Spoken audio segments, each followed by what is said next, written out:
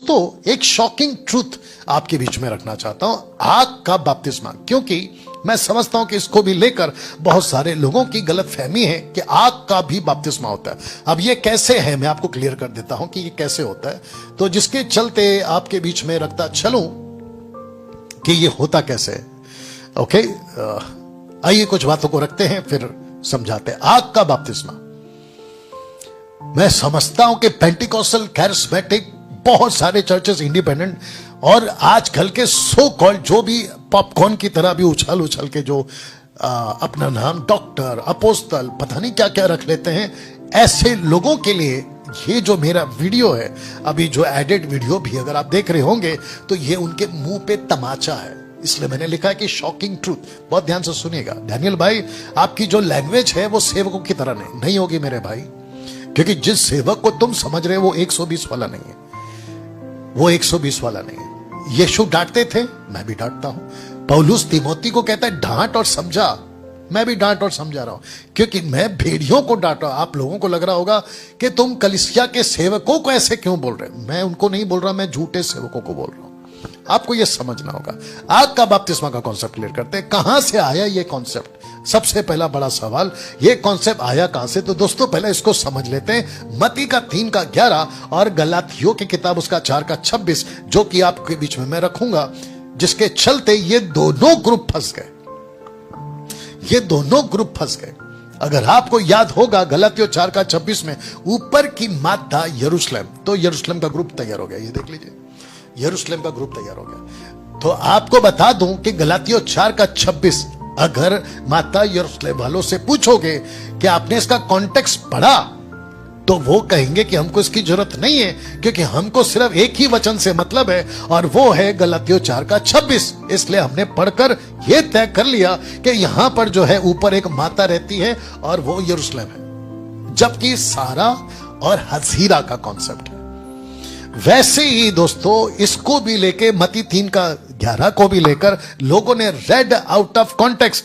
Matthew chapter 3:11 read out of context, Galatian chapter 4:26 read out of context. Out of context पढ़कर ये दो group फंस गया। बताइए, बहुत ही बुरा एक्सपोज होने वाले हैं।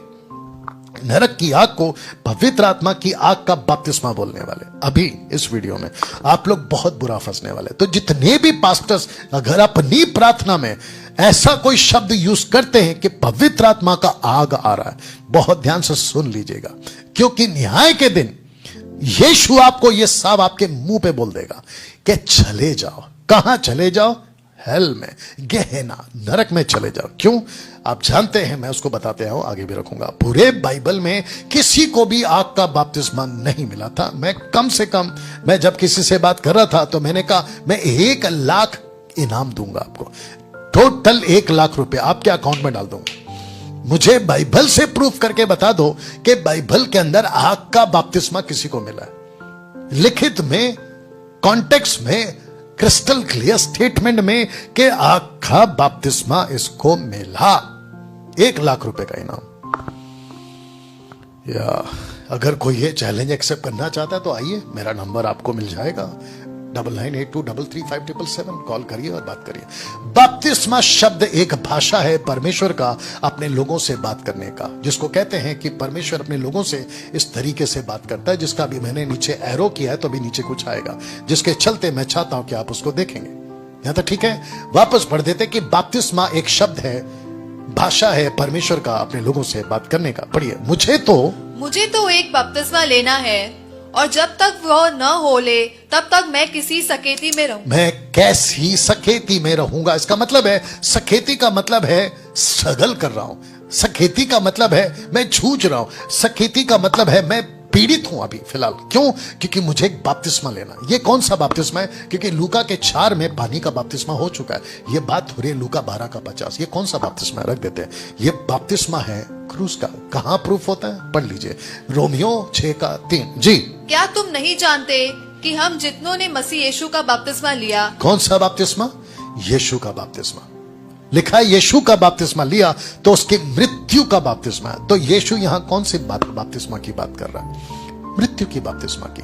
ये एक लैंग्वेज है, जैसे मैंने आपको कहा बपतिस्मा शब्द भाषा है परमेश्वर का अपने लोगों से बात करने का, और ये उसका एक प्रूफ है। आइए इसको भी पढ़ते हैं। हे भाइयों, मैं नहीं चाहता कि तुम इस बात से अज्ञात रहो कि हमारे सब बाप दादे बादल के नीचे थे और सबके सब समुद्र के बीच से पार हो गए और सबने बादल में और समुद्र में मूसा का बपतिस्मा लिया। किसका बपतिस्मा लिया? मूसा का बपतिस्मा लिया। यहां भी बपतिस्मा शब्द एक भाषा है, एक भाषा है। अगर आप इसको ठीक से देखोगे, बादल में, समंदर में मूसा का बपतिस्मा, क्रूस का बपतिस्मा, जिसके चलते अब आपके बीच में पवित्र आत्मा का बपतिस्मा या नरक का बपतिस्मा, अगर आपको यह समझना है तो आपको मेरे साथ में आगे बढ़ना होगा। तो मत्ती 3:11 को कॉन्टेक्स्ट में पढ़ेंगे तो 10 और 12 में इसका कॉन्टेक्स्ट है। पढ़िए जी। और अब कुल्हाड़ा पेड़ों की जड़ पर रखा हुआ है, इसलिए जो जो पेड़ अच्छा फल नहीं लाता वह काटा और आग में झोंका जाता है। ये कौन सा आग है? ये न्याय का आग है, ये गहना है, यानी कि हेल।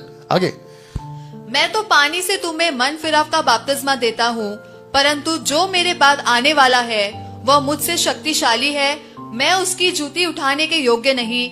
वह तुम्हें पवित्र आत्मा 120 को दे चुका है। ओके, आग से भी और आग से बातें। एक है पवित्र आत्मा और बीच में जब और आता है तो इसका मतलब है टॉपिक चेंज हो गया, और वो है आग का बपतिस्मा। अभी इसका कॉन्टेक्ट कौन सा है? आग का बपतिस्मा मतलब नरक का बपतिस्मा। वचन 12 जी। उसका सूप उसके हाथ में है और वह अपना खलियान अच्छी रीति से साफ करेगा और अपने गेहूं को तो खत्ते में इकट्ठा करेगा, परंतु भूसी को उस आग में जलाएगा जो बूझने की नहीं। यहाँ लिखा है उस आग में, यहाँ लिखा है काटा और आग में झोंका जाएगा, यहाँ लिखा है पवित्र आत्मा का बपतिस्मा, और यहाँ पे लिखा आग का बपतिस्मा। पवित्र आत्मा के बपतिस्मा को आग के बपतिस्मा के साथ में जोड़ा है जॉन द बैप्टिस्ट ने, यीशु ने नहीं जोड़ा है। अभी मैं प्रूफ करूंगा। जॉन द बैप्टिस्ट बोलते बोलते ये बात को कह गया है, लेकिन जीसस ने कभी भी पवित्र आत्मा के साथ में आग का बपतिस्मा को नहीं जोड़ा है। डंके की चोट पे बोल रहा हूं।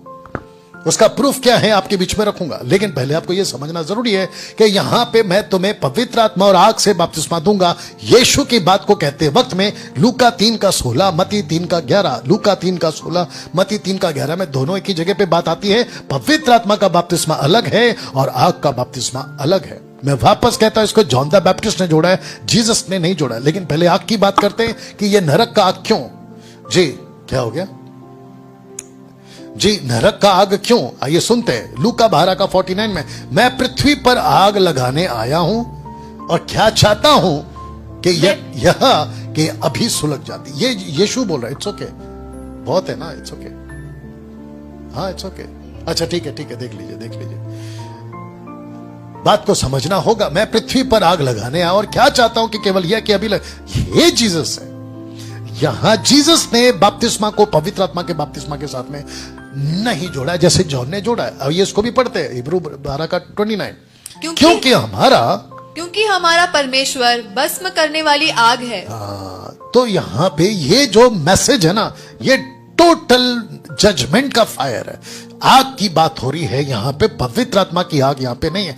हाँ, अभी कुछ लोग जो हैं वो इसलिए इसको पवित्र आत्मा से जोड़ देंगे, उनकी मूर्खता पे हंसी आ रही है मेरे को, और कुछ नहीं हो रहा है। और वापस कहता हूं कि ऐसे जितने भी सिखाते हैं वो 120 की कलीसिया का पार्ट नहीं है, शैतान की सभा है, जैसे आपको मैं पढ़वा चुका हूं जी। 1 कुरिन्थियों 3:12, यहां पे भी आग आएगा, लेकिन ये आग भी पवित्र आत्मा का नहीं, ये भी आग न्याय का है जी, परखने वाली आग। यस। और यदि कोई इस नेव पर सोना या चांदी या बहुमूल्य पत्थर या काठ या घास या फूस का रद्दा रखता है, तो हर एक का काम प्रकट हो जाएगा, क्योंकि वह दिन उसे बताएगा। इसलिए कि आग के साथ प्रकट होगा। वो कौन सा दिन है? वो न्याय का दिन है, the day of the Lord, judgement day की आग की बात हो रही है। वह आग हर एक का काम परखेगी कि कैसा, और ये तो लिखा है। इसको आप पवित्र आत्मा से कैसे जोड़ सकते हैं? अब बताइए, मूर्खता है कि नहीं? वचन को पढ़ना कैसे? जैसे माता यरूशलेम वालों ने गलातियों 4:26 को ऐसे पढ़ के ग्रुप बना दिया, आप लोगों ने फायर वाला ग्रुप बना दिया। ये मूर्खता है। आइए देखते हैं कि वो क्यों वो आग बपतिस्मा नहीं है, क्योंकि वो आग बपतिस्मा नहीं है। प्रूफ के साथ में आपके बीच में रख रहा हूं, ये यीशु का स्टेटमेंट है। पढ़िए। क्योंकि यूहन्ना ने तो पानी में बपतिस्मा दिया है, परंतु थोड़े दिन के बाद तुम पवित्र आत्मा से बपतिस्मा पाओगे। ओके, अब ये पतरस बोल रहा है, यीशु का इस स्टेटमेंट को पतरस बोला प्रेरितों के 11वें अध्याय में। तब मुझे प्रभु का वह वचन स्मरण आया कौन सा? ये वाला जी। जो उसने कहा कि यूहन्ना ने तो पानी से बपतिस्मा दिया, परंतु तुम पवित्र आत्मा से बपतिस्मा पाओगे। आपको पता है इन दोनों में एक शब्द गायब है और वो है आग। यहां कहीं पे भी आग नहीं है, ना 1:5 में, ना 11:16 में, कहीं पे भी आग नहीं। फिर कैसे कह सकते हो कि पवित्र आत्मा का आग है? कैसे कह सकते हो कि आग से बपतिस्मा मिलेगा? Act chapter 2 verse 4, act chapter 10:44 में दोनों भी जगहों पर आग का बपतिस्मा नहीं है। कॉर्नेलियस को भी आग का बपतिस्मा नहीं मिला और इनको भी आग का बपतिस्मा नहीं मिला। अब कुछ अधूरे ज्ञान के सेवक और जो कॉन्टेक्स्ट के बाहर बाइबल को पढ़ते कहते हैं कि आग की जीभ तो उतरी थी, आग की जीभ उतरी थी, मैंने कब मना किया? और कहा मैं मना करा, लेकिन आग की जीभ का बात नहीं किया ना। 3:11 में बात किया है बपतिस्मा की, मैं उसकी बात कर रहा हूं। आप इसको उसके साथ कैसे जोड़ सकते हो? फिर वापस कहूंगा, गो एंड ड्रिंक मिल्क, जाके दूध पियो। ओके, अनपढ़ और चंचल लोग उनके अर्थों को भी पवित्र शास्त्र की और बातों की ना खींचतान कर अपने ही नाश का कारण बनाते। वचन के खींचतान करने वालों ने, आपके बीच में एरो आ गया, कहते हैं I bring fire on you, फिर कहते लेट देयर बी फायर, फिर कहते I cover them with fire, फिर कहते how to fill with fire. Point number 8, point number 10, point number 3, ये सब कॉन्सेप्ट यूज करते हैं। टोटल बकवास है। उसके बाद में आते हैं जो कि